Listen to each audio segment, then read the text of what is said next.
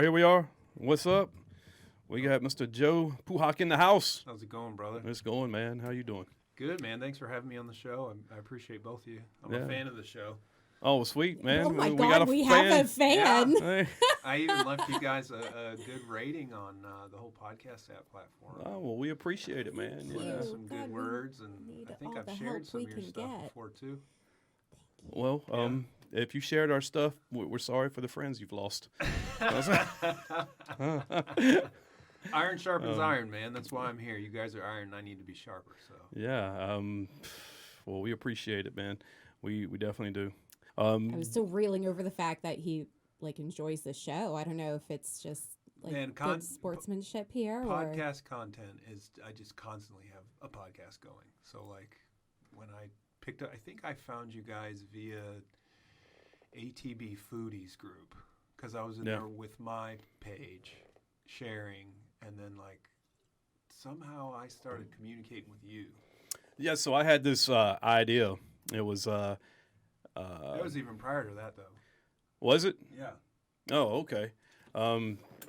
Shoot, I don't know. I'm getting old, man. My memory, I can barely remember what I did yesterday. Yeah. Yeah, but I had this idea of doing something sort of kind of what you guys were doing. What did I call it? It was undercover palettes. Yeah. And I still want to do it. It's just, man, I'm so damn busy. Just don't have time to set it up, you know. So what I do, I'll give myself a little bit of an intro so people aren't like, who the fuck is this ugly bald guy? Yeah. That's exactly we were getting to what that, they're Joe. thinking, We were Joe. getting to that. I was about to reel you in on that reel one. But me no, in there, man. man, no. You introduced yourself better than I could. I mean, Just we go have for it. no manners here, so please introduce Yeah, yourself. so I'm the We ugly just bald guy steamroll. you guys are having on. That's all I got. We know you're the bald chef that is on a podcast with the guy that knows nothing about sports and with Boston Joe. So that's what we know. So yeah, tell everybody about you. So I've been a chef since 2002. And for a while it was full-time, and I transitioned out of that to full-time law enforcement, agency unnamed, and I've been moonlighting as a chef ever since. And it really started popping off, I would say almost 2 years ago. I was constantly posting and in foodie groups, and a bunch of people came to me and they're like, hey man, you need to start something. And I was like, okay, I'll set something up, a little side business or something. So me and my feisty Latina wife started a page called Conspiracy Cuisine. And the concept of it is that we are a conspiracy of cuisine and culture, and all the things above. And we've got, various ideas that we push through the page, but there's primary ideas that we have. We want to motivate people to eat and cook, right? And I know you guys are foodies, so the problem that I see with food is people have this misconception that you need money and you need class in order to eat like you have class and money. Wrong. You can eat like you have a silver spoon and a silver spoon budget on a budget. So that's what kind of opened the door for me. I did classically trained chef stuff. Like I went to culinary school, went and toured and studied and did all in France. And that kind of gave me a feeling of what the food scene was. I worked in it was either a 2 or 3 Michelin star restaurant at one point, and I learned really quickly that that's not my scene. Having a chef bark at somebody, treating people like shit, cook faster. You mean you didn't have your Gordon Ramsay persona? I no? absolutely hate that. And oddly enough, if you watch his BBC stuff, he's so nice. Yeah. He's legit. so nice. I follow him. Yes. I won't follow his American stuff, though. So when he's in America, he just wants to be a dick. Total dick. But he has to be. No? Well, it's I because think. it's almost like the American consumers want that. Oh, I do. In my opinion. I don't like a nice chef Gordon Ramsay. I need the dick guy. Well, no, I like says fuck every 5 words. I like the duality I like he's a giant dick Total. in his, American shows, but it is also nice to see that other side, that softer side, that kinder side, like watching him interact with like the all-star chefs, like the kids, and he's like so gentle but so motivating. Or he'll like help people like revamp their places. It's totally different. But what I was saying is I worked for people like that. And literally, like I remember I was working in this place in Philadelphia where I'm from called Du Cheminée, Two Chimneys. And it was run by this old, really mean, bitter gay guy.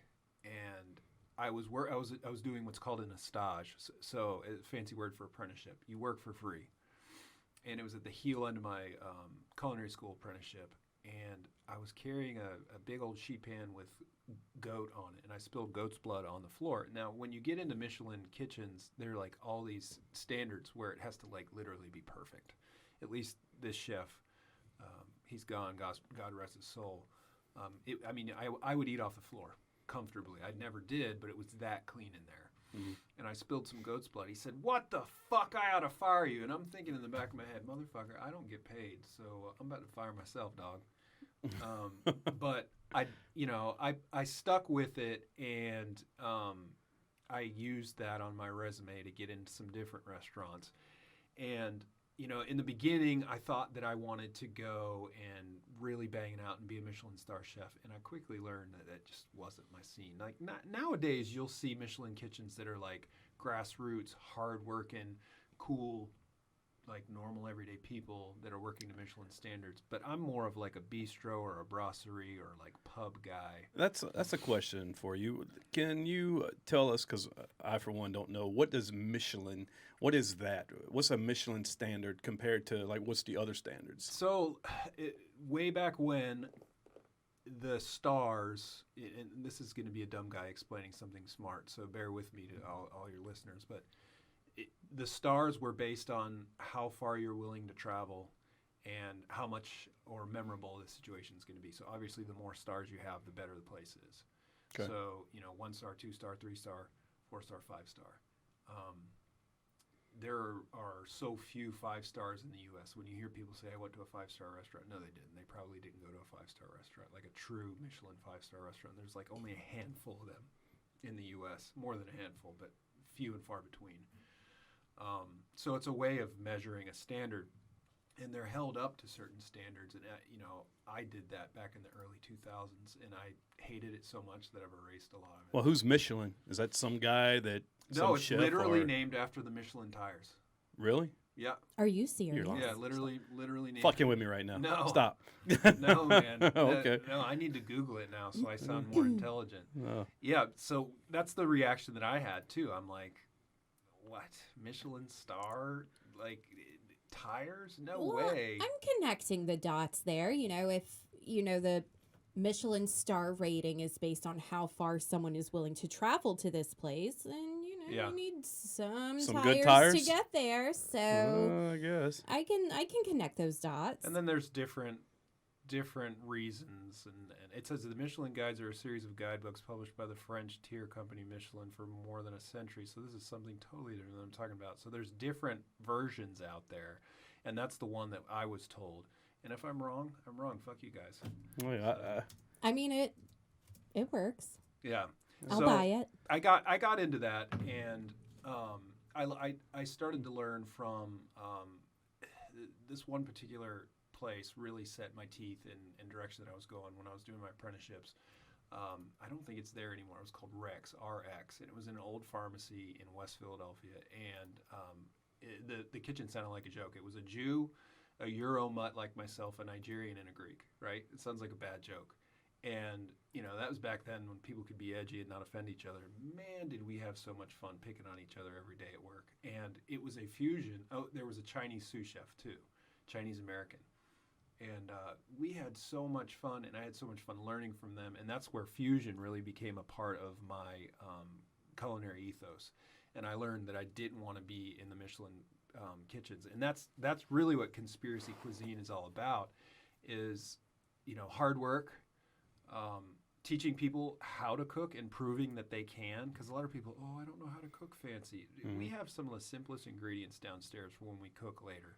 You know what I mean? And that's my whole purpose. Like when I cook, whether it be on the podcast that I'm on outside of here or wherever I go, whenever I do small engagements, every time I cook, it's like simple because just because it's simple, it doesn't have to suck, right? Mm-hmm. So that's the direction that I went with Conspiracy Cuisine. So I created that with my wife, and our goal was to motivate the masses to cook good food. You don't have to have a silver spoon or a bank account to eat like that. Mm-hmm. And then the thing that I always say to people is education, empowerment, and action.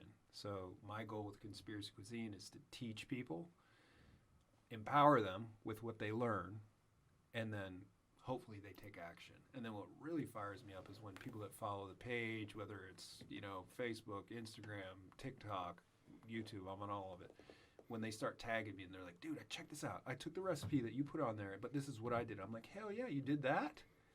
And then I get fired up to cook more. So food is my passion, man. And it's something that, you could take a member of the Taliban, right? And a member from SEAL Team 6. And if they didn't know, what each of them did and what each of them believed in, and you dress them like normal everyday dudes and put them down when it was time to eat, guess what they're going to do? If they knew nothing about each other, they're going to eat. And food is a bridge between everybody, right? You don't even have to know each other's language to eat together. And it's blind. So like we, working in law enforcement for almost 2 decades, I see the ass of civilization. And to be able to find something anymore where people can meet blindly and not, hate each other, that's why I love food. And in a nutshell, in the 5-minute or less version, that's what Conspiracy Cuisine is all about. My other the podcast that I'm on occasionally is called Drinkin Bros Tailgate Legends. And it's through the Drinkin Bros Network, also known as Tetherball Academy. And it's something that Eric Tansey and I founded, and then we linked up with a feisty guy out of Boston named Boston Joe Conroy. I think you guys had him on. Yeah, we had old Joe on a couple of weeks back. Yeah. Yeah, funny guy. He's the sports guy. So Eric's, semi okay with sports. I don't. I cook and watch fights. That's about it. And then, Did you see the fight this weekend? I saw the highlights. I was too cheap to pay for it, man. Yeah, I didn't pay for it either. I watched the highlights. McGregor's a dickhead, man. Oh man, did you hear what he said? Yes. While he's on the ground with his tibia broken, he was like, "Your wife is hitting me up in my DMs." I couldn't believe that, man. Like I knew. Oh my God. Beforehand, when he was fighting Mayweather, I'm like, all right, he's a really talented fighter. Mm-hmm. I was kind of eating up the before show, shit talking they were doing. He came out in the suit that looked like pinstripe suit, but it said "fuck you" on the stripes. Yeah. Oh, that's brilliant. I'm like, all right, this guy's a showman. He's funny. But then with the Poirier guy, man, he made it so personal. And he's laying there with his tibia basically sticking out.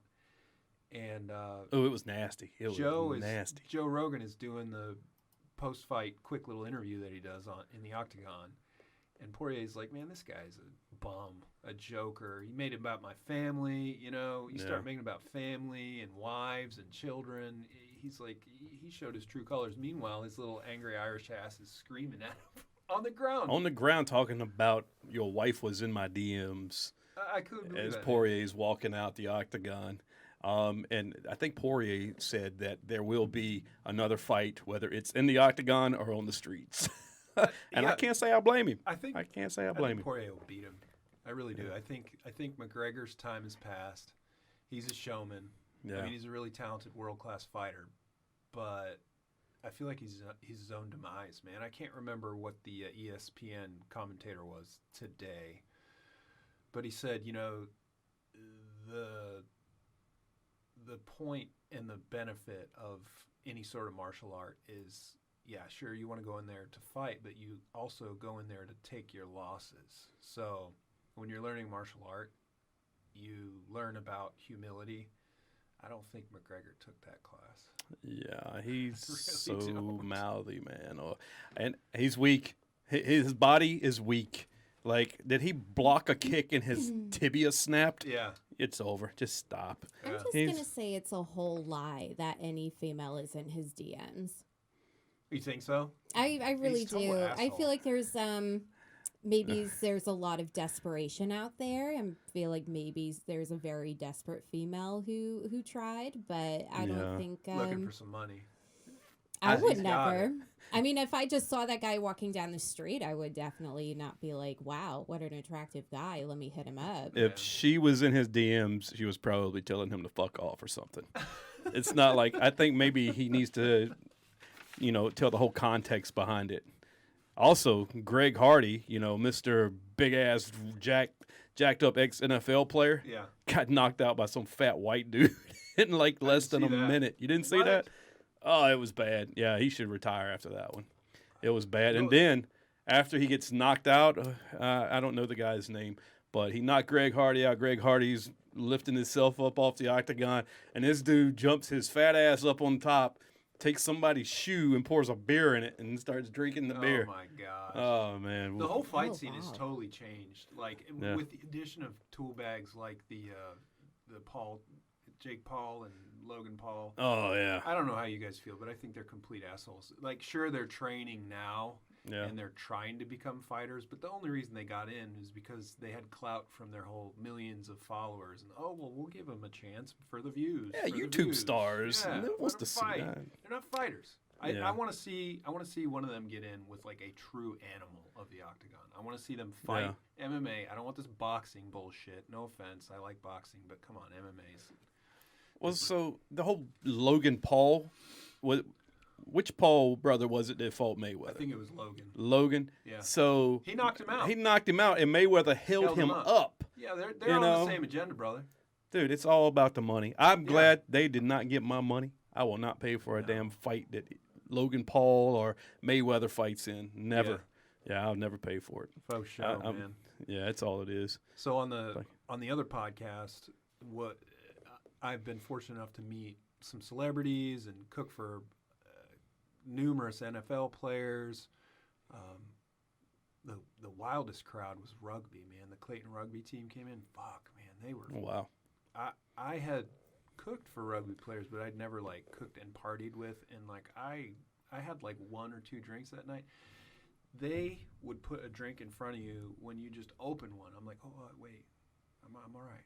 I'm all right. And like their captain was our primary guest, and then we also had Katie Spalding, who's a female rugby player, and she's a veteran of the Hammered podcast. She's on your guys' show as well. Yeah. She was on there, but man, their mission was to annihilate the captain. I mean, he went under there sideways. And I'm like, is this how you guys do? And they're like, yeah. So tell me about the podcast. You guys don't have a studio. You go from restaurant to bar restaurant, and so the way that it kind of started was Eric Tansey and I were in the process of doing some pilots called Conspiracy Cuisine. And we were fortunate enough to get networked in from Eric's previous work with Ross Patterson, Dan Holloway, and Ross's wife, Jessie Wiseman. And they took a liking to the stuff that Eric and I were putting out. And I mean, Eric's Eric. He's a hell of a personality. Mm-hmm. So I brought the cuisine and the food nerd stuff, and he brought the charisma and the satire. And we were really trying to get in with him.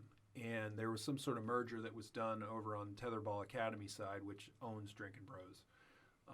And that's how Drinkin Bros Tailgate Legends started. They called and were like, hey, you guys want to do this show? And we're like, hell yeah. So the concept of it is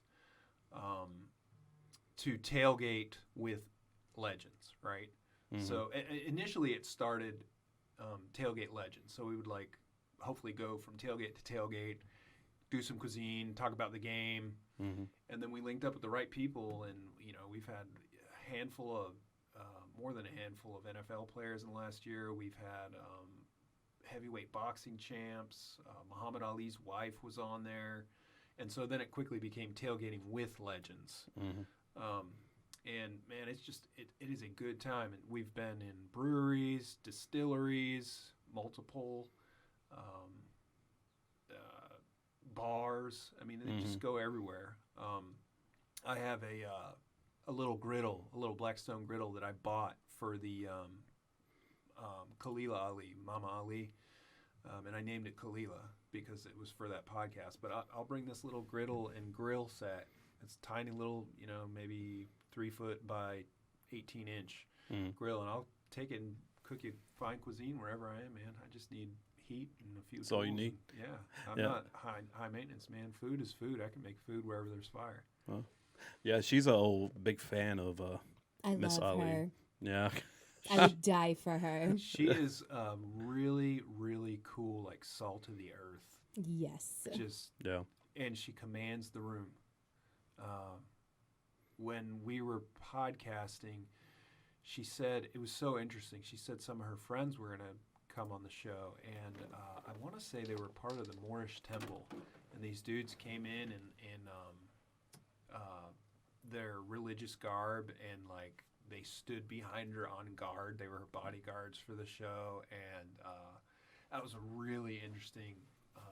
And we had multiple guests. We had another NFL player pop in for that one, and people in the crowd just to see her. And she just commanded the room when she was there, and she'll talk to you. It's just like we are. Just Joe Schmo on the street. She'll talk to you like anybody else. She's not above it. And I mean, she's met. I want to say she said she shopped with Jackie O when because that was right around the time Muhammad Ali was coming up. When JFK was in office, and just she's been all over the world, but you'd never know. She just talks to you like anybody else. I felt like I had known her my entire life. Yeah. After like our brief interaction, she was mad at me because I didn't go talk to her, and it wasn't because I didn't want to. I was just like mostly like in reverence. Yeah. Like I can't approach her. I am not worthy, and she. In turn, approached me. She snuck up behind me and put her hands around my eyes, and I'm like, "It's her." It was, Yeah, I'll we never were forget it. we It were was beautiful. we were shooting to have her on the podcast. We were told that she'll come up here too, but we just never really pushed the issue. But she's in the area more than once. I mean, she'll be back. Yeah, so. Pete Rivera, he was on the show, and he's also, I call him a talent agent. This man knows everybody. Knows everybody. I love Pete. Pete, God bless you. A number of people have been on our show because of Revel U and, Revel Nation. Yeah. And all the other brand stuff that he's got going on. We've kind of paid it forward, too. So Pete hooked us up with Matt Dodge. And then I hooked up Drinkin Bros Tailgate Legends with Matt Dodge. So that's what I love about podcasting, man. Yep. That's how it should work. You sharpen each other's knives, right? That's what I'm saying, man. Iron sharpens iron. Going. Yeah. Like you keep working, and other people keep working, and you keep meeting each other. And it's networking, man. Yeah, boom. And we've been doing this. Laura's been doing it for about 4 months now, 4 or 5 months. I've been doing it for almost a year. And I've met quite a few people just from doing podcasts. Most of them are like in the music industry. A lot of local musicians and I think stuff. it's really cool to like have, we have this in common because we both do it. You meet people and you hear their story, right? Yeah. Everybody wants to tell their story.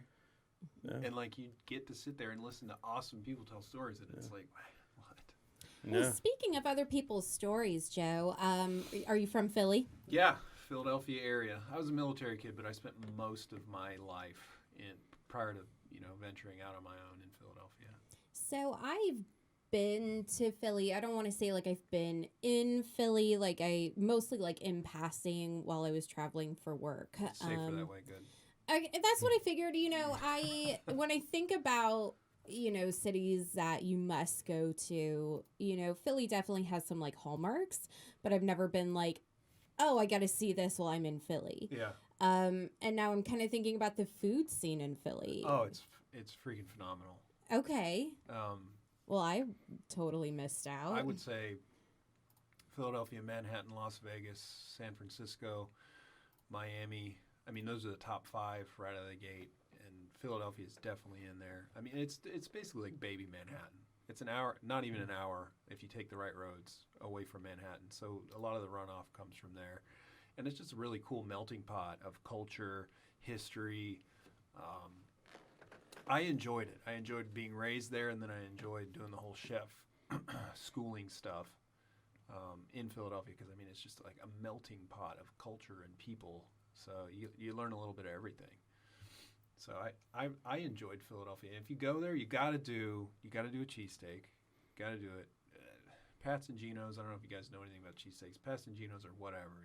Those are the two main ones across the street from each other. But if you go out into Philadelphia, into like North Philadelphia or West Philadelphia or Southeast Philadelphia, where the little mom and pop places are, that's where you're going to get a better one. And I will fight anybody to the death about this. The bread is what makes a true Philadelphia cheesesteak. It is the bread. You can't just go to like some Food Lion or IGA or whatever the hell your grocery store is called and get some soft, nasty-ass bread. The bread has to be a crusty Italian loaf. In my opinion, it has to be an Amoroso roll that you can only get, or originally you could only get in the Philadelphia area. But other people from the Philadelphia area will fight me over that, because now you're starting to see like mom and pop bakeries making loaves. As long as it's crusty, in my personal opinion as a chef, is it has something to do with the atmosphere, the elevation, and the water of the area. Because I can't get any bread outside of Manhattan, Philadelphia, down here. I can't get it like that up there down here. Can't you order a Philadelphia cheesesteak from Philadelphia online? Yeah, what is it called? Something Gold Belly. Have you guys done it? Yeah. No. I have. So You have? is it worth the shit? Not sent to me. So one of my former coworkers is from New York. She had relocated to Texas. So not 2 years ago, it was in 2020, we missed her birthday for obvious reasons. It's the beginning of May, and we all just felt so bad because we were all supposed to convene in Texas for her birthday, and then for obvious reasons we couldn't. So I went on to Gold Belly, and I had a New York style pizza sent to her in Texas. And how does it work? Not a clue. I read about it. I guess they prepare it frozen, and it's like shipped, protected and climate controlled. Yes. And she pops it in her oven, and she's got New York style pizza in her apartment in Dallas. So I followed up with her, like, how was it? Did it taste like home? And she was like, it tastes like home. That's crazy. So, and it was kind of overwhelming with the options too, because I'm like, who's got the best fucking pizza in New York? Like, where do I begin? Oh man, they'll fight you. Just what if I send the wrong one? Like, I really, it was kind of overwhelming with the options, but she was happy, and I would probably try it again.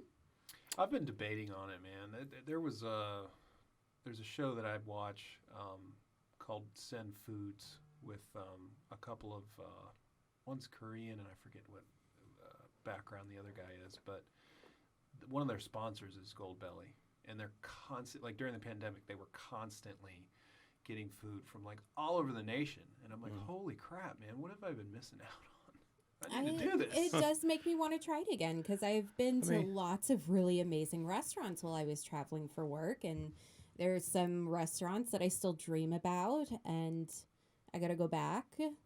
I kind of want to try the Philly, but I can't because I'm keto. Maybe they got lettuce buns. I feel like you could do it when you're off keto. Yeah, I don't know. I've got an exception. a dozen. So there's a company up there called Wawa that's as far down as Virginia. Wawa and Sheetz have a no-compete agreement. And Wawa at one point was selling Amoroso rolls. Now they make their own. It's a close second. And so occasionally when family comes down or goes up and I'm not with them, they'll bring me rolls back, and I'll freeze it promptly. And I moved recently. My dad helped move the contents of the freezer. He's like, gosh, dang, Joe, how many rolls do you need, dude? I'm like, I'm saving up, man. You just never know. Yeah, I'm going to have a cheesesteak party soon. I don't know when, but I've got the rolls, man. That's all. The rolls is what makes the cheesesteak. So yeah, I was gonna say, I feel like your lettuce wrap thing is not Just gonna won't fly. I'm gonna be like so bummed. Your keto can take a break for a true Philly cheesesteak. Well, it's going to take a break tonight. On the correct roll. Yeah, man, you're gonna have take to a small break. Tonight we're gonna do a spin on. So all my food is fusion. So with Conspiracy Cuisine, you'll see a lot of American, like good old grassroots American grilling and cooking. With South American, which I have learned from my wife's father, who is an executive chef. They're from Uruguay, so there's that influence, and then Asian fusion, anything from Korean, Japanese, Indian, Chinese. I love Vietnamese. I love Asian food because it's so different than any other food. Their methods, their techniques, their ingredients, everything's so different. So you'll see a fusion of that. So tonight it's going to be like a South American, Mexican American vibe. We're going to do some inside out mussel quesadillas. You're vegan, you're not. So I'm going to do a little something for both of you guys. So the non-vegan is going to get mussels with Mexican cheese blend and some scallions, nice and simple. And it's going to be inside out with the cheese on the outside of the tortilla. It's going to add a nice little crisp and all that fat. Oh my gosh, man. And then with you, hungry. I love his excitement. My zeal, man. My I own love excitement. Yeah. So with you, I've got some meatless meat that is like applewood smoked, and I've seasoned it up with some of my spice blends, and I'm going to do a similar concept quesadilla, and then we're going to have a side with some Brussels sprouts, some deconstructed Brussels sprouts, and I'll make that vegan as well. I've seen the lab processed sausage downstairs. I it. caught Says you eat lab a meat. sneak peek of the packaging. I don't think I've tried that brand before. It's good. Look, I don't venture. I try to limit the amount of not meat that I take in, but sometimes it's just really delicious and I gotta have it. I think the study. I mean, the jury's still out with me.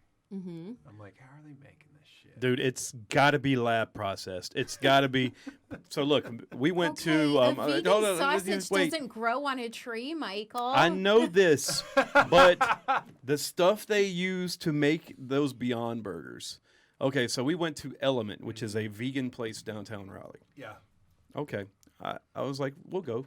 No, I I had gotta to appease her every once in a while. Beg you. We'll go to a vegan restaurant. Yeah. So I got the Beyond Burger. All right, this fucking burger was amazing. Amazing. It was delicious. It Yeah. tasted just like a real burger. Yeah. But it destroyed me. Oh, really? It destroyed me like 2 hours later. I was done. Like a regular burger does not do that to me. No. But yeah, this Beyond Well, your Burger. body's probably in shock. Like, what the hell?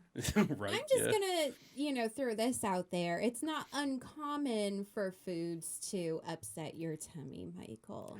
Chicken wings Chicken wings upset your tummy. with a Like, lot of like really spice on them. random things, upset your tummy. So you can't just sit out here and say the vegan shit did it. Yeah. I Joe- think that is a very unfair accusation. I'm going to say the vegan shit did it. Look, I'm going to tell you, Element, the best French fries in the triangle. Really? Just putting that out there really right now. delicious. There's a spot down there called, it's on Dawson, called Fiction Kitchen.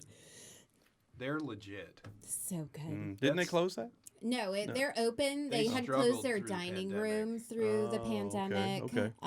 But why I ordered a takeout from them for you, me, Yeah. Brandon, and Keith, and I don't do it enough. They're really good. We lost.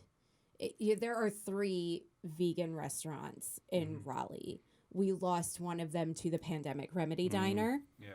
A lot of places. So I had to do the best I could to support the one surviving vegan restaurant in Raleigh, and then Element happened to open up. So I at least have. I think you'll see more pop up. I mean, if you think about the demographic of Raleigh, with all these tech companies coming in and, progressive thinkers, as a chef, I tend to see, with the arts and progressive thinking, I see more vegan and vegetarian, which is cool. I mean, I'm not here to knock either way of eating, but I think you'll see more come in with Apple coming into the Triangle. Amazon is rumored to, or I believe they are going to open another building. So with the more population and the progressive thinkers coming in, there's going to be more of that. Yeah, it's super trendy to be plant-based. Yeah, but how many people are now. really like doing it forever? You know what I mean? Look, let's just call a spade a spade.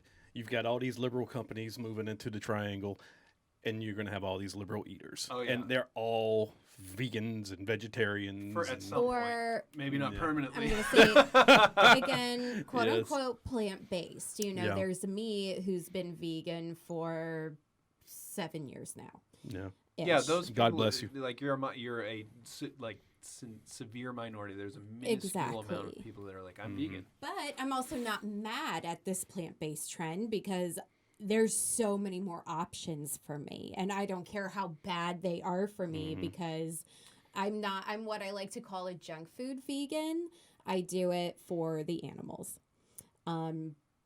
It's not necessarily for my health and well-being. Well, there's health benefits to it. So last year I lost my mom to breast cancer, 10-year battle. And her sister also had it. And she's in remission now. And in her research of trying to keep the boogeyman away, she went vegetarian, and her health drastically changed with that. So I'm like, let me look into this. And then, in chef circles, if you start doing research and researching food on any level, foodie level or chef level, there's like anti-inflammatory properties of vegan dining and vegetarian eating, and I'm a meat guy. If you follow me on social media, you'll see I cook a lot of steak. And I just saw your video you posted where you're like marinating the steak. I've got it up here somewhere. Oh yeah. Yeah, right here. It's reverse seared strip, basted in duck fat, Oh yeah, thyme man. and garlic. Look Yeah. at that. Doesn't that look delicious, Laura? Honestly, it really does. I mean, I'm not that vegan who's going to be like, ew, meat. Like, that Dead shit looks animal. delicious. And Look at that. You know, I I know what I'm missing. I know that's delicious and that's cooked So, with love. let's- It's just not for me. This is when I get fired up. So I'm a total food nerd. I like Chef Alton Brown, like, because he explains why and how, and the things that fire me up about it.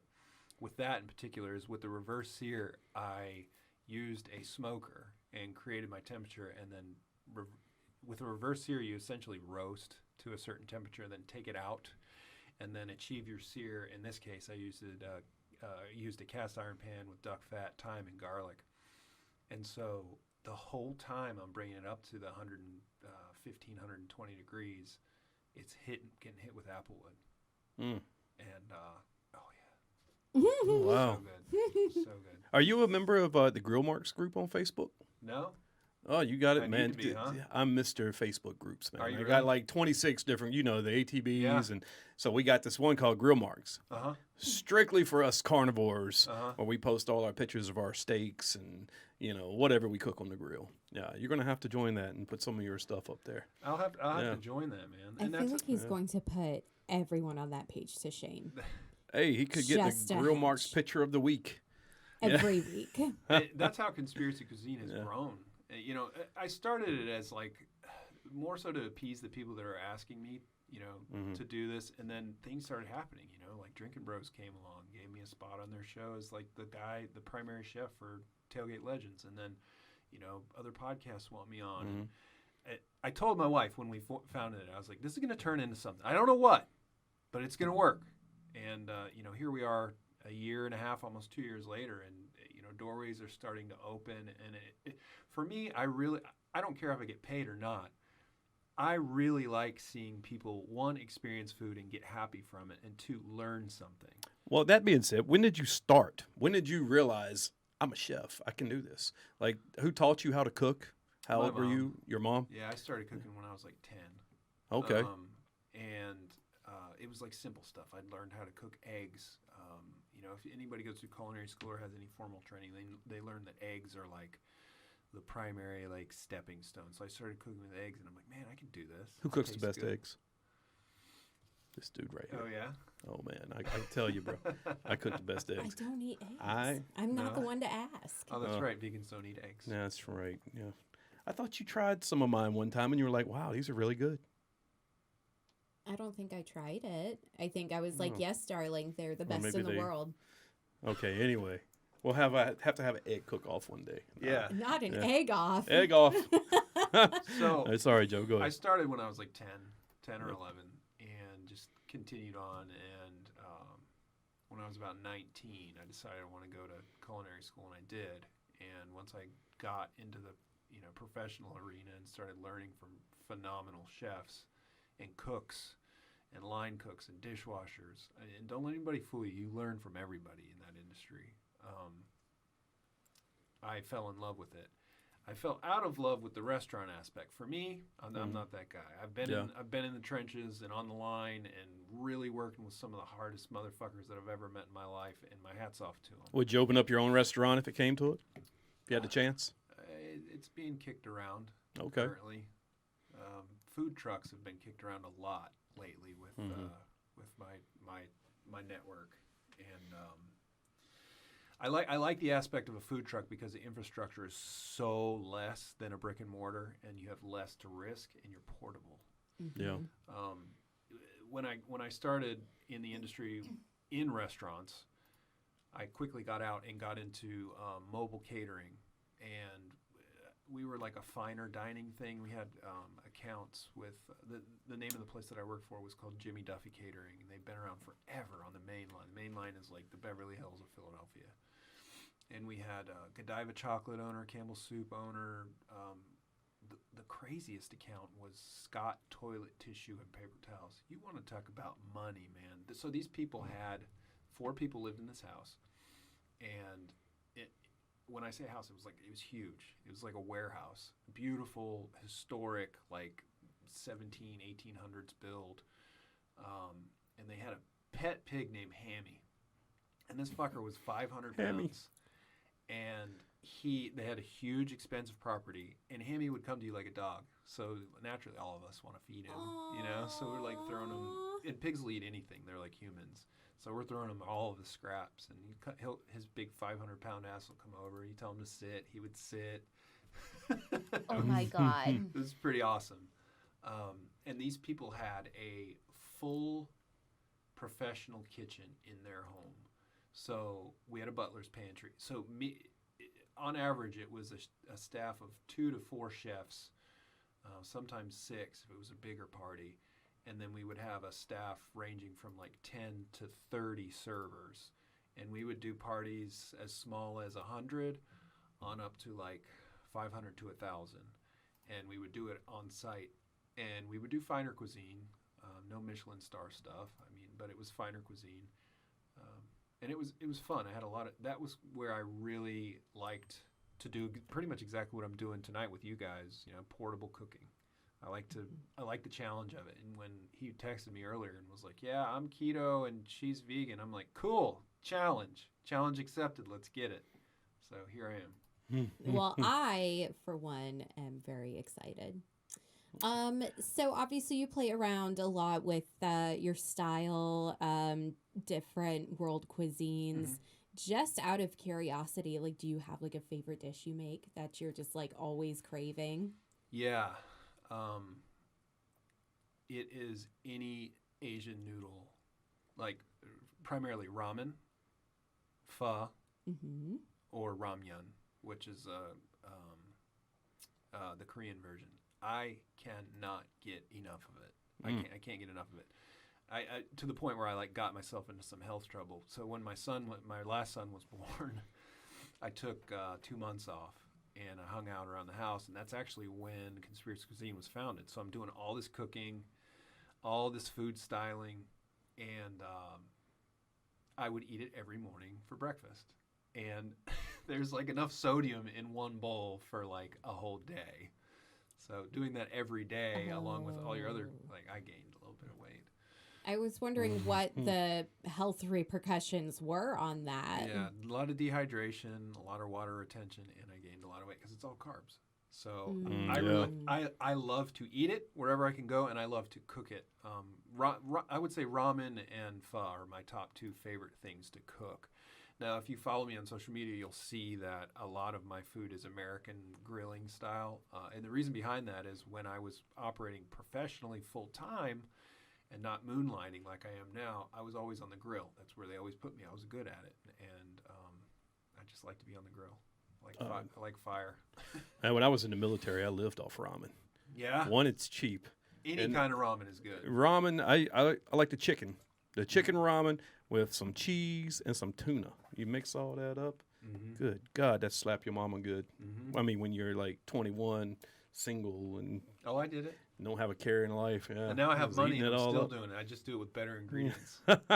Well, I'm going to have to try some of your souped up ramen. Yeah, check No it pun out intended. on either Instagram or Facebook. There's tons of ramyun and ramen and pho posts. People at one point, this one guy when I first started, he wrote a review and said that I was American, heavily Korean influenced cooking, and very good words. He said good things, and because I wrote him a recipe, I did some consulting for him, and I was like, am I a Korean chef? Like, what? I didn't realize I was doing it so much. Yeah. So I actually backed off because I, by no means am I a Korean chef. I'm no Korean expert. I like fusion. This is a roundabout way to answer your question. No, I appreciate that because, I mean, as much as the next person, I love a good bowl of pho, but mine is obviously not a traditional pho. Good. It can't be, Pho. considering Pho, that it's, name just it's disturbs not me. a bone broth. Pho you. There's a food truck here in the Triangle called Dump Fucking Truck. So Dump Pho Pho Yeah. King Truck, Dump Fucking Truck, and it was 3 or 4. They were on the Greatest Food Race, I think. Greatest Food Truck Rodeo Race or whatever that show was called, and they were in the Triangle, and their food was good. I saw a team one time in a cornhole tournament. They were called Sofa King Good. And they It spell was like it that. was spelled Sofa King Good. I feel like the play on words here is Yeah. pretty prevalent. Let me take a second here. Want to make a shameless plug. So September 4th in Youngsville, North Carolina, we've got the Rock the Pig Festival. It's yeah. to support pawsforlife.org. Tickets are on sale now. Go to eventbrite.com, Rock the Pig 2021. This is going to be a pretty good concert. We've got 7 bands locked in, and we actually added a cornhole tournament, speaking of cornhole tournaments. So we hope to have a big plethora of people out there. So, Joe, so I was researching you and came across this YouTube video. I'm assuming it's you and your daughter testing out Pocky chips. Oh, yeah. So we did a podcast on the Pocky Chip Challenge. Yeah. We had myself and Laura and was it 3 other people were in here? Yeah, 3 other guys. And, you know, these things are expensive. I spent like $100 on It's Pocky like chips. $10 a chip. It's ridiculous. So it Yeah. was 15 for us, I think. I think what had happened was these people buy them from Pocky, and then Yeah. they resold them on Yeah. eBay, and they just Yeah. bent us over. So we didn't think they were that hot. What did No, y'all think? We didn't either, man. Yeah. My daughter, the way that had the funny story behind that is, you know, being a chef's daughter and being in a foodie family, she's always eaten food. And Yeah. since she was 2, she's wanted spicy stuff. And I'm like, all right, I'll encourage that because I love spicy stuff. Yeah. So I ended up seeing them in a gas station up in Durham, of all places, and they were $10 a piece. I'm like, Mia would love this. The ones in the Tombstone Yep. red box? Oh, okay. Yeah, you got robbed, homie. We did. Yeah, we Yep. did. So like Uh. they were spicy, but man, I've had like Indian food and Mexican food Yeah. way hotter than that. Well, that's the thing. It wasn't spicy because there was no spice. It was just they were boiled in like an habanero kind of oil Yeah. situation, and there was no flavor. It wasn't good. I think the intention was for it to just be hot. Well, I didn't think it was hot. I didn't. My daughter told me to man up when we were doing it. Oh wow. I have This girl's seen my hero. I've seen videos on YouTube though where people act like they're dying doing this, and I'm under the No, impression they're man. faking it. I even Well, we had sent- one guy in here who was literally dying. He threw up. Well, he took one. Yeah, Charlie. He took one little bite. We split his chip up. Yeah, I wasn't gonna waste They're that not $15 that hot. chip. They're not that hot. So Mm. with I did that because of Mia. Mia wanted to do a challenge, and she was like more into the whole social media thing then, and not necessarily now. She's 12. She's too cool now. But yeah, that was interesting. With her, one time when I was living in the Morrisville area, there was this one particular Indian spot that I would go to, and they would ask me, "Do you want white people spicy or do you want Indian spicy?" And I'm like, "I want Indian spicy." And they're like, "Okay, 1 through 5." And I'm like, 5. Mm-hmm. So I got a bunch of, I can't remember what kind of chicken they called it. And I had it in the fridge. It was so hot that I was like, I better not eat it all. It tastes really good, but it's so hot, it's going to light my ass on fire for the next 4 days. Well, Mia got home the next day and was like, "Daddy, can I have some of this?" She was 9 or 10 at the time. I'm like, "Baby, it is hot. It's like really," and I'm like, no, it's really, really hot. And she's like, "Okay, all right." She ate the whole thing. And then she started ordering it, the Indian people, number 5 spicy, from the place for herself. Like, she's not faking it to appease Daddy. It's not Daddy points thing. She's just a savage. Nice. I love her. Yeah. Hey.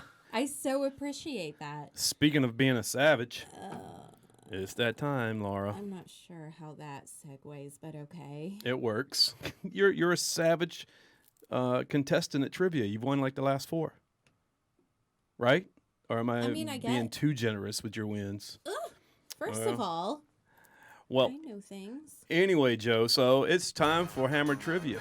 If you're a fan of the show, you know how this goes, right? Tonight it's going to be different. Usually I'm nice and give multiple choices, but tonight, no, you have to know the answer. So you get 3 questions apiece, and whoever answers the most gets the coveted Hammered Trivia trophy. All right. And Laura has a big collection of these. But tonight the trivia is on food. Okay. So you got your work cut out for you I tonight, know a miss. little bit about food. I know some food. All right. Well, we're going to see how much you really know right now. So, Joe, you're the guest. You get question number 1. Go. Are you ready? What is the major ingredient in the British foodstuff Marmite? It's tough, right? Without any choices. I don't cook with it, and British food tastes like shit. Ouch. I take that back to my British friends. That's a dig at some of my buddies. I mean, it's why they got bad teeth, right? I don't know. Oh my Oh, God, no, Michael. I didn't say what. Primary ingredient in Marmite is Marmite. That is wrong. Can I just throw a guess? Sure. Hazelnuts? No, that's a good guess though. It's yeast extract. Gross. So right now we are at 0, and Laura, you are coming up. You get an easy That's one. gross, man. Yeast extract. Yeah, that's Yeast, gross. Yeah. Well, okay, but then here's a vegan over here who literally throws nutritional yeast on everything. Yeah. So Well, I've never even heard of Marmite. It sounds like a rock. I've seen I it don't know. and I've tasted it, and I don't like it. Yeah. Okay. I think I'm never going to taste it. So that's on I the feel list like of now things we never to have put in my to. mouth. Next to buffalo dung. That's a thing. I'm reading a book right now where these settlers were eating buffalo dung to survive. Tough It's times. the worst thing. Yeah. Yeah. The Spaniards Tough coming times. over from. Oh yeah, it's rough. Anyway, what restaurant chain has commercials with the slogan "Eating good in the neighborhood"? Applebee's? Oh my God, Laura's on the board. She got it right. Ding, ding, ding, ding. Yep. Joe, what is the highest USDA grade for steaks? Prime. That is correct. We are at 1-1. Laura going into question 2 with an advantage. Taquitos are included in which cuisine? Well, that's Mexican, right? That is correct. Okay. Wow, you And getting I the felt like easy that was ones. a trick question. I got a feeling you got fucked on your first question, man. That was pretty hard. Mm-hmm. Okay. Joe, enchilada is included in which cuisine? Mexican. All right, we're at 2-2. Now, Laura, this is for the win. Mm-hmm. You get this. It's 3-2. 100% squeezed sunshine has been which company's ad slogan? Sunny D. That is not correct. Tropicana. So we're 2-2. We're going into overtime. All I was right. going to say that too. So the way this is going to work, I'm going to ask Joe a question. If he gets it right, okay, he'll have 3. But I'm going to ask you a question. You get to rebuttal, okay? So if you get it right, we're tied. We go to another question. Okay. If you get it wrong, Joe gets the coveted hammer trophy. Are we ready? Joe, what is another name for butter beans? Lima beans. That's correct. Joe's got 3. All right, Laura, for the tie or the loss. How many fluid ounces Pressure's on, dude. I'm going to get in your head. It's fine. No, I'm not looking over here. How many fluid ounces make up a half gallon? Oh boy. No. Don't look at your bottle. Don't. Watch her, Joe. Watch her. Yeah. Oh, man. Hang on. I think we need to put like at least 10 seconds on this. Oh, No. yeah. She's over there doing How math. many fluid ounces in a gallon? In a half 32. gallon. People ask questions when they don't know the answer. Or to buy more time. I was checking for understanding. Is that your final answer? 32. See, what had happened was That is not right. What is it? 64. 64. I thought 64 was a gallon. Is- No, how many fluid 120. ounces make up half a gallon? I know. So you're So wrong. I thought a gallon was 64, so I said 32. Because simple math. Joe, congratulations. You have stopped Laura's winning streak. You get that, take it Thank home, put it on you. your mantle along with all your. I'll you got customize some it for cooking you. I'm gonna awards. have Or, to do a freaking post with you. Check you guys out. Absolutely. well, here's what we're going to do now. We're going to move on down to the kitchen All right. and let you fire up the grill or do it. the stove and stuff. All right, we'll see you downstairs. Woohoo! So let's talk about seasoning cast iron. Because I Yes. feel like that's definitely an area of opportunity in a lot of households. How did you know I wanted to talk about that? You know, mostly because yours are beautiful. Thank you. So I actually I took some notes on the way here, and that's one of the things that Conspiracy Cuisine will do occasionally is they will, we'll bring our cast irons out. Actually, more often than not, I cook on these things almost every single day, and you develop like a nice patina on them. A nice it's literally nonstick. It's better than nonstick. Right. So the way that I need to turn the heat down on this bad boy, but the way that I operate with these is, originally cast iron is just cast iron, right? You need to season it. So in the case, there's multiple ways to do it. In the case of cooking for vegan, you would use vegetable oil or any other high heat oil. So you see these little wisps of smoke. I don't know if the camera will be able to pick that up, but the little wisp of smoke, that's good. That's when you're hitting your smoke point. You don't want to absolutely smoke it out. Right. So you get it to this point. I use, in this case, this pan has duck fat in it. I had already pre-seasoned it with vegetable oil. I prefer vegetable oil. This pan has just vegetable oil in it. Vegetable oil is definitely the easier one, and you season it multiple times. What I'll do is I'll clean it. That's what we're going to get to next. And then I'll season it. And then you're not done. I do it 3 or 4 or 5 times. Okay. And then you create, literally when I'm done cooking, there's going to be cheese crusted on it and stuff. I can take water, a paper towel, and a few tablespoons of salt Yeah.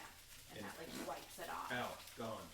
Okay. So, and you never use, my mother-in-law is so helpful, and when she visits, she's like, how do I clean this cast iron pan? I'm like, I'll do it, because she wants to use, the scouring pad and soap and stuff like that. And I'm like, no. And that's the kiss of death. Yes, because then for you have to cast start iron. over again.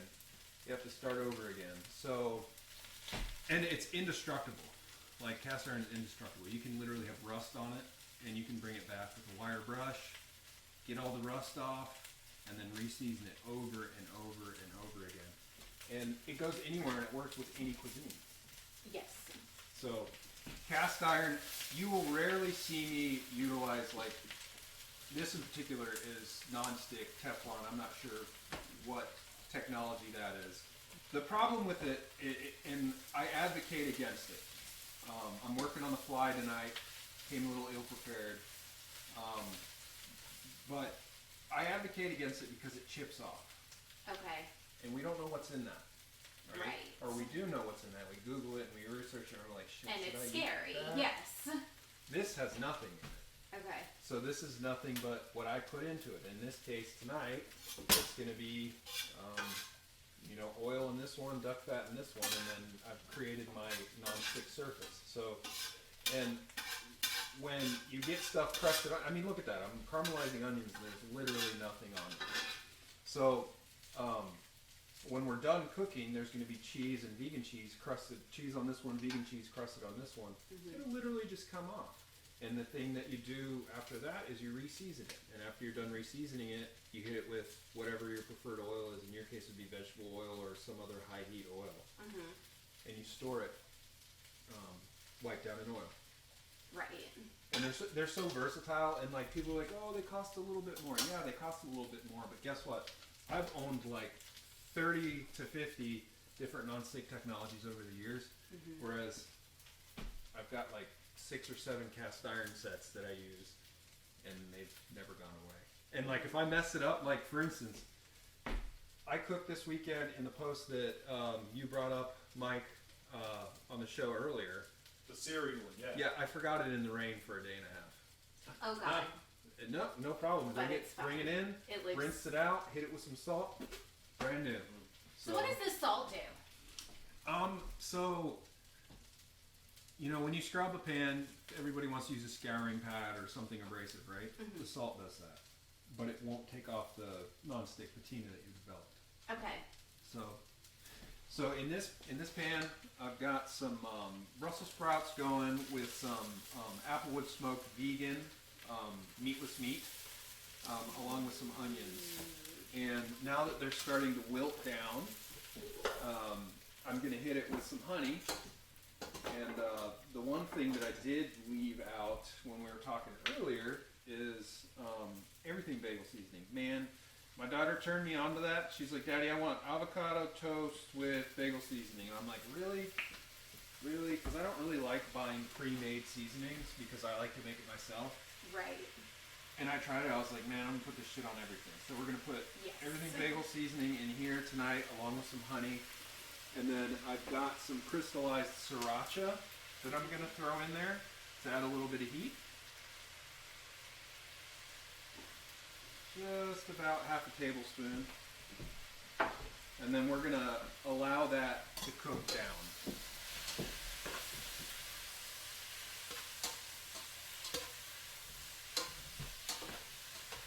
So we'll let that render down a little bit. Allow the Brussels sprouts to cook down. Allow the flavors to marry with each other. And like we were talking about upstairs, simple is my style of cuisine. So what do we have in here? We've got Brussels sprouts, sweet onions, meatless meat, bagel seasoning, sriracha, and honey. 6 ingredients, right? Mm-hmm. It's simple. And the only thing that's questionable is the not meat. You have to read the list of ingredients for that one. I don't know how clean y'all are eating at home, but Yeah, I got rid of the ingredients on it, but we've got Field Roast Meat and Cheese Company, plant-based, for those of you who are trying to live that life. This is my first time trying this too, so I'm excited. So I seasoned your cast iron pan with some onions just to add another level of flavor. That's something that I try to do is when I cook, I layer. It's like building a house, right? You need to put a foundation down first. And so one of the challenges that you have when you cook, vegan or vegetarian, is a lot of people think it has to suck because it's vegetables, right? That's wrong. You just have some extra steps to take to make the food banging. So we've got those layers of flavor down. Prior to operating in any cast iron pan, you want to make sure it comes up to just before you start to see the wisps of smoke and steam. So we're pretty much there. Yep, you can see it on this one. You can see it on this one. The step that I like to take when I make quesadillas I like to put the cheese on the outside and the inside. So we'll start the non-vegan first.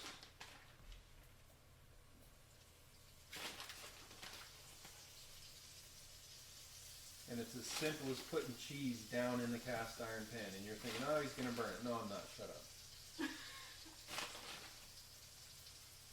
So we'll get that going.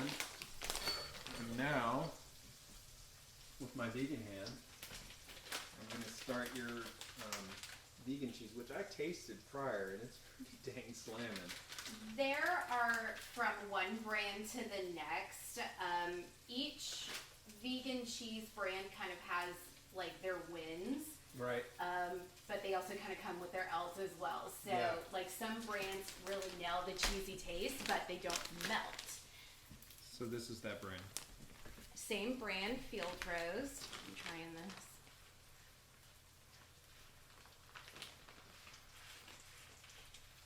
It's cheesy, Yeah.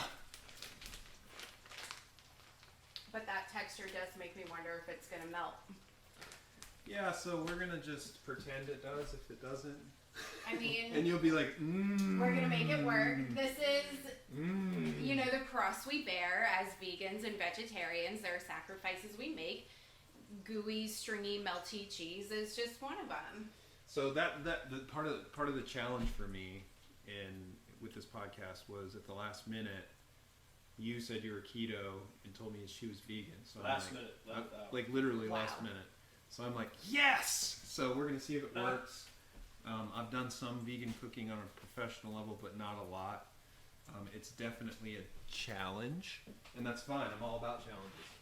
So it is melting. I can feel it squishing under there. So what you do when you do the inside-out quesadilla is you lay down your base layer of cheese, right?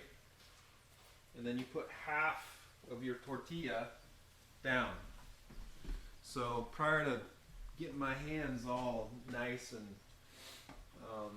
actually I'm gonna lay some more vegan cheese down on the inside. But prior to touching all the meat stuff with my bare hands, I'm gonna do the vegan process first, so you're not skeeved out by the That's okay. big ugly bald guy's meat hands. Not his meat hands. Yeah, like what is he doing? So this is that meatless meat that we talked about. And we're going to let it hang out here for a second, get hot,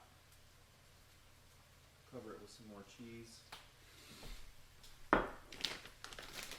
So kind of the fun part, you know, for you, you're like, fun, challenge accepted. I don't cook a ton of vegan food as, you know, most non-vegan people would, but I think in cooking in its essence is just a lot of trial and error, right? Exactly. And so people come to me and they're like, how do I cook this? How do I do this? I'm not smart enough. I'm not good enough. Look, if I can cook, you can cook. Anybody can cook. Like I'm not that complex of a guy. If I can figure it out, so can you. Anybody can, He's really. the Bob Ross of the kitchen. Do you remember watching Bob Ross as a kid? And he's like, anyone can do this. That's you right now. So it's funny you say that. On my social media, you'll see when I'm blazing with Bobby. My daughter, as a joke, I got her a Bob Ross chia pet, which she promptly fucked up and killed, and no chia grew on him at all, and he's bald. But Bob Ross blazes with me all the time. He sits inside my smoker, on top of my smoker, and he gets thousands of TikTok views. So you are, like, you have him, his Bob Ross spirit is with you. Yeah, and my wife tried to throw him out in the move. I look out in the trash can and I'm like, what the fuck's Bob doing in the trash? And she's like, it's trash. No, nothing grew on it. I'm like, no, he grills with me. He grills with me. And she's like, all right. I'm just gonna Kind of weird. I'm just gonna call BS. That's nothing no wife would ever do. Why would a wife throw away your treasured, priceless belongings? It's Bobby, man. Blazing with Bobby. So, each of these proteins that we have, the vegan and the mussels, I seasoned up with chipotle, ancho, and pasilla powder. which are 3 different chiles. Okay, I've never heard of pisillo. It's kind of like poblano, a little bit like poblano. They're all like mellow, smoky, earthy flavors. So they're both seasoned the same way, along with a little bit of salt. And then we're hitting it with the cheese. Cheese makes everything better, whether it's vegan or not vegan. And then, in addition to the cheese, we've got some scallions. You know, we were talking about this earlier. Is this complex, in your opinion, Laura? Absolutely not. Right. But it looks banging. Why? Because it is. So,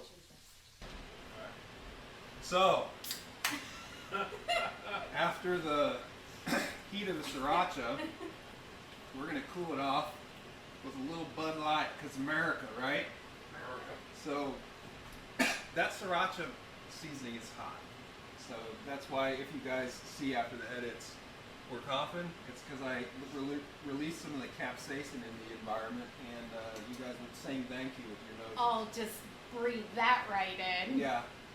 So, what I'm going to do is I'm going to cool off all that heat in that sriracha powder that we were talking about and reduce it down. This is the Brussels sprouts, the vegan meat, and onions, honey, and it's going to be banging, man. So, these quesadillas are not the prettiest things you've seen, but they'll be delicious. Throw a little bit more honey, because honey and heat go well together. So for our truly through vegan friends, what would you recommend instead of honey? Agave. Agave syrup is a close second that I've used before.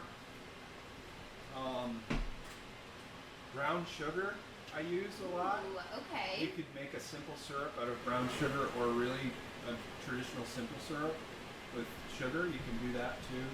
It's not going to have that like umami, like earthy funk that honey brings. Exactly. I would say the closest thing, I don't know, you're vegan. Wouldn't you say agave has a unique flavor to it too? I would say agave is like honey light. Yeah. It's not nearly as sweet. It's not as thick or substantial, but I mean, if it's good enough to throw in a margarita, it's good enough to throw in Brussels sprouts. So, as that reduces down, the quesadillas are pretty much close to finish. The damn vegan cheese was a challenge like you predicted. You predicted it. We're going to make it work. The traditional quesadillas are doing pretty great. And then once this reduces down, we're going to bang it out and see what you guys think of it. So excited. So I'm going to clear this area off so you can get some shots when I'm done.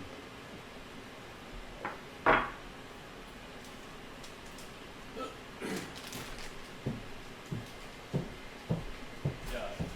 Let's see if we move that little bowl right there. This one?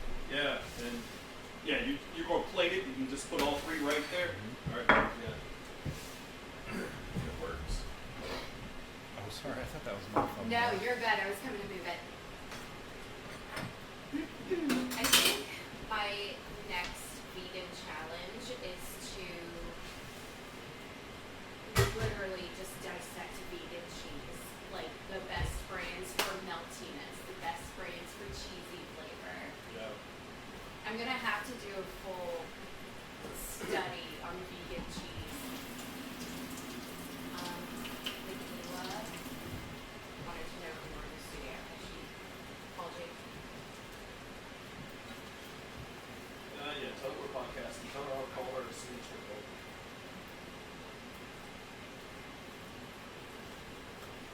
This is going to be fun to edit. I can't wait. So you got your work cut out for you, my friend. Oh, yeah, that's what I like. I like the challenge. I mean, he said that too. That he bought the vegan cheese and he's like, I'm never fucking doing this again. I guess vegan food's gonna be on that food truck. Nah, dude. We're making it work. Well, just not the vegan cheese. We can play with that. No, it's melty. It's melty. So the vegan cheese was a little bit of a challenge. I don't know if we're still recording, but Yeah, it's recording. it didn't want to melt. Then it started to burn. Then we recuperated, and now it's melty and beautiful. So very interesting stuff. This is making me want to cook with it again. I can't believe that it came through. I honestly thought for a minute that I was going to be standing there looking like an ass, and I'm not. Woohoo!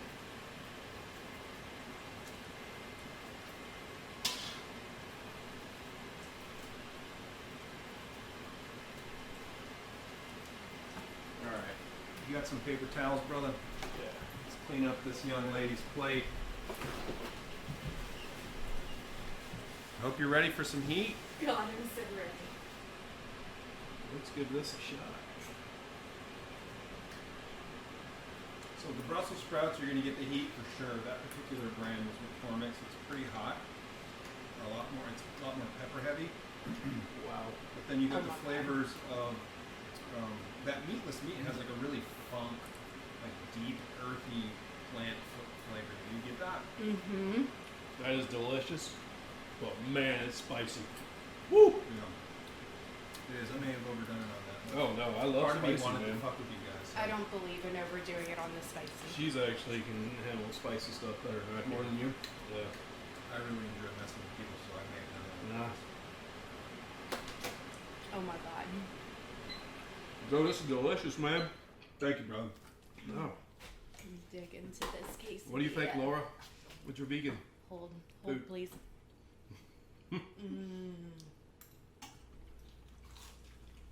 I'm going to say that's the seal of approval. She's doing the hungry dance. Is it all right with you? Well, Joe, look at this, folks. Delicious. Joe, plug your Conspiracy Cuisine, and where can people find you on Conspiracy Facebook? Cuisine on Facebook and Instagram. And I'm also on TikTok. A little bit on YouTube, not really. You can find me, check me out there. I wanted to give my homeboy a plug. He's a sauce craftician. He will make you hot sauce as a gift. And you can find him on Instagram as just some bearded dude. Cool ass name. Underscore V 2.0. Just some bearded dude underscore V 2.0. And we've got his chipotle sauce here. I cooked with a little bit. Ooh, this stuff's spicy. I'm sweating right now. So good. Joe, we appreciate you being on the show, man. Thanks for having This me, is brother. delicious. Thanks for having me. This makes me want to do another food type show. What do you think, Laura? I'm coming I'm back, in. man. She's too busy dancing. Well, hey, thanks again for watching this episode of Hammer. We'll see you next time. Peace. Bye. All right.